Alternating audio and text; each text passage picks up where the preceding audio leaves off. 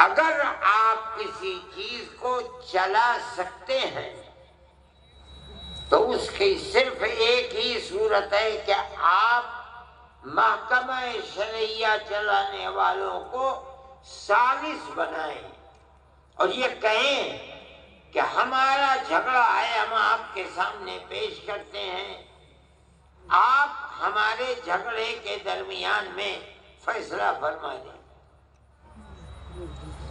اس تحریر کے بعد جس پر دونوں فریقوں کے دستخط ہوں گے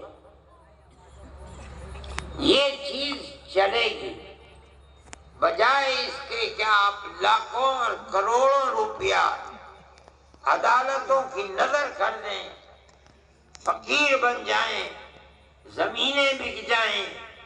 یہ بہت آسان چیز ہے کہ جس کو مثل مشہور ہے کہ ہلدی لگی نہ پھٹکری اور رنگ آیا چوکھا، اس طریقے پر آپ کام کر سکیں گے۔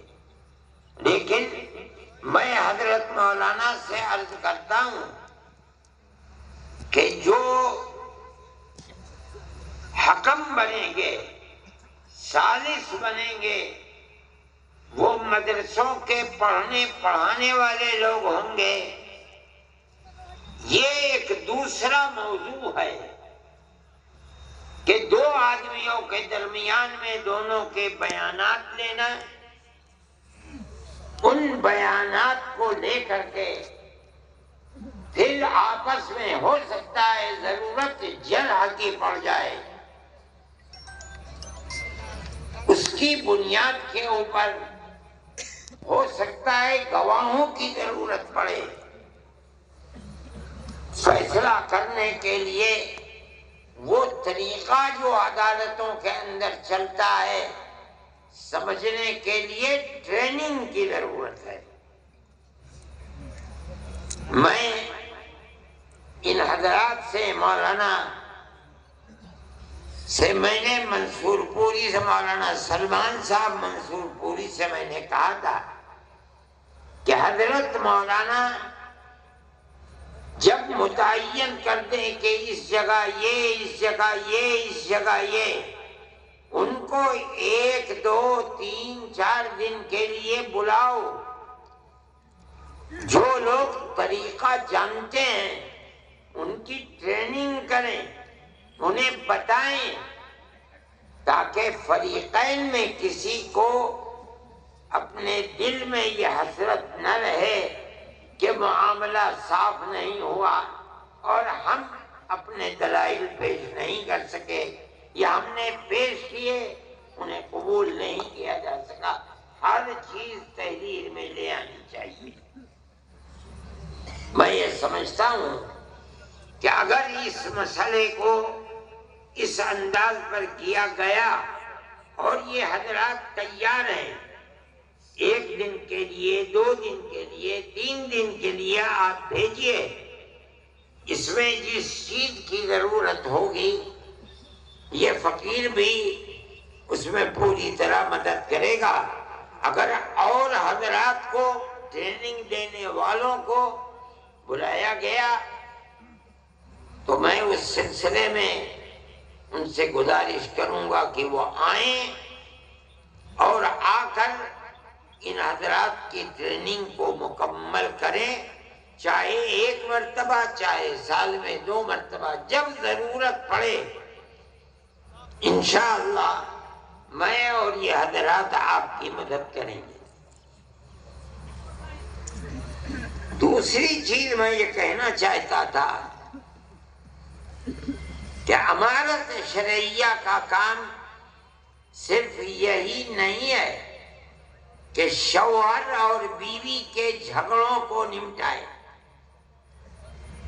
نہیں، اس کے علاوہ ہمارے اور آپ کے معاشرے میں، ہمارے جوانوں کے اندر، لڑکوں میں، لڑکیوں میں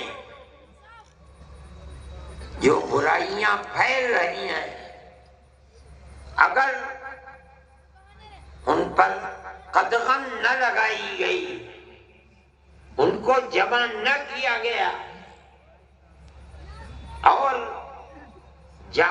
علماء ہیں، جس گاؤں میں ہیں، جس شہر میں ہیں، جس محلے میں ہیں، اگر ان کے ہاتھ کو نہیں پکڑیں گے تو ایک دو نسلوں کے بعد آپ کی ان آبادیوں کے اندر ٹوپی پہننے والے اور مسجدوں کو آباد کرنے والے لوگ نہیں ملیں گے، خدا نخواستہ۔ امارت شرعیہ کے ساتھ بہت علماء جڑے ہوئے ہیں، پڑھائیے بھی، اس کے ساتھ ساتھ طلباء پر نظر بھی رکھیے، ان کی تربیت بھی کیجیے، مطالعہ بھی کیجیے۔ اس کے ساتھ ساتھ ہر جوان کو دیکھ بھال کر کے اس کے ہاتھ کو پکڑنا اور اس راستے کو بتانا جو آپ کے آباء و اجداد کا راستہ ہے، علماء کا راستہ ہے، اللہ کے نبی کا بتایا ہوا راستہ ہے، اس راستے پر لے کے چلے۔ یہ بھی امارت شرعیہ کا ایک بنیادی طریقہ کار ہے، اگر آپ اس کو نہیں اپنائیں گے تو آپ کا کام مکمل نہیں ہے۔ وہ ماں باپ جو اپنے بچے کو دیکھ رہے ہیں کہ وہ راستے سے ہٹا ہوا ہے، علماء کو بتائیں۔ علماء کا یہ فرض ہے کہ جائے، قریب کرے، محبت اور پیار کے ساتھ سمجھائے اور امر بالمعروف اور نہی عن المنکر کر کے اس کو سیدھے راستے پر لائے۔ یہ فرض ہے۔ مجھ سے لوگوں نے اس سفر میں بھی بتایا، پہلے بھی بتاتے ہیں کہ لوگوں کے اندر جوا، سٹا، شراب، بدکاری پہلے سے بہت زیادہ ہے، اور یہ چیز آپ کی بھی عفت و پاک دامنی کے اوپر پھٹا لگائے گی۔ آپ کے بچے اگر محفوظ نہیں ہیں، لڑکے، یاد رکھیے کہ آپ کی لڑکیاں بھی محفوظ نہیں رہ پائیں گی۔ دنیا کے اندر آج وہ طبقے ابھر رہے ہیں، طاقتور بن رہے ہیں، جن کا مقصد یہ بنا ہوا ہے کہ وہ مسلمان بچیوں کو آوارہ گردی کا شکار بنائے۔ مخلوط تعلیم اور موبائل سب سے بڑا ذریعہ ہے بربادی کا۔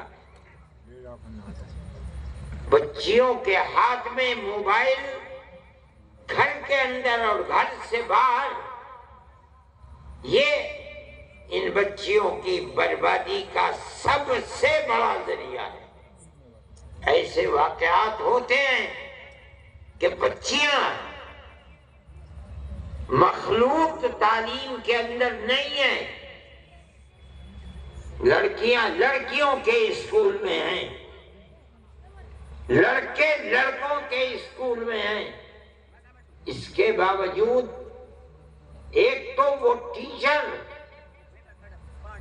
جو ان لوگوں کے ہاتھ میں ہیں جو ان بچیوں کو برباد کرنا چاہتے ہیں، دوسرے موبائل، انہوں نے اس کے باوجود ان کو برباد کر دیا۔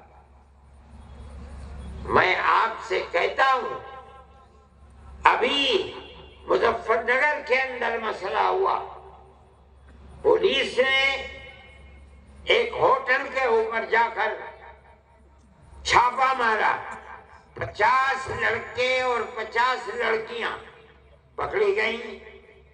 جب پردہ اٹھا ان کے اوپر سے تو تقریباً 36 یا 36 سے زائد لڑکیاں مسلمان بچیاں تھیں۔ یہ بچیاں،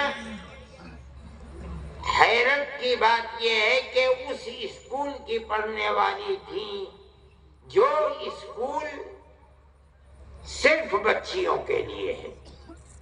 سوال پیدا ہوتا ہے کہ ان لڑکوں سے جو مسلمان لڑکے نہیں تھے، ان کا تعلق کیسے پیدا ہوا؟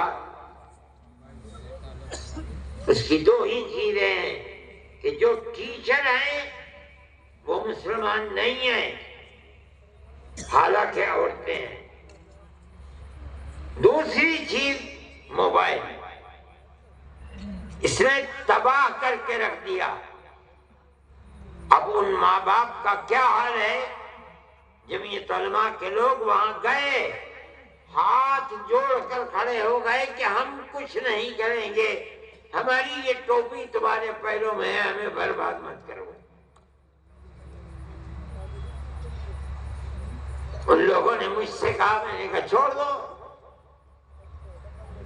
جنہیں خود اپنی بربادی کے اوپر رونا آتا ہے اور انہوں نے اپنی بچیوں کے ہاتھ کو چھوڑ دیا اور یہ سمجھتے ہیں کہ موبائل اور اسکول میں پڑھنا انہیں نقصان نہیں پہنچائے گا۔ میں آپ سے کہہ رہا ہوں کہ آپ اگر اس پر قدغن اور روک نہیں لگائیں گے تو آپ اپنی بچیوں کی عفت و پاک دامنی کی حفاظت نہیں کر سکتے۔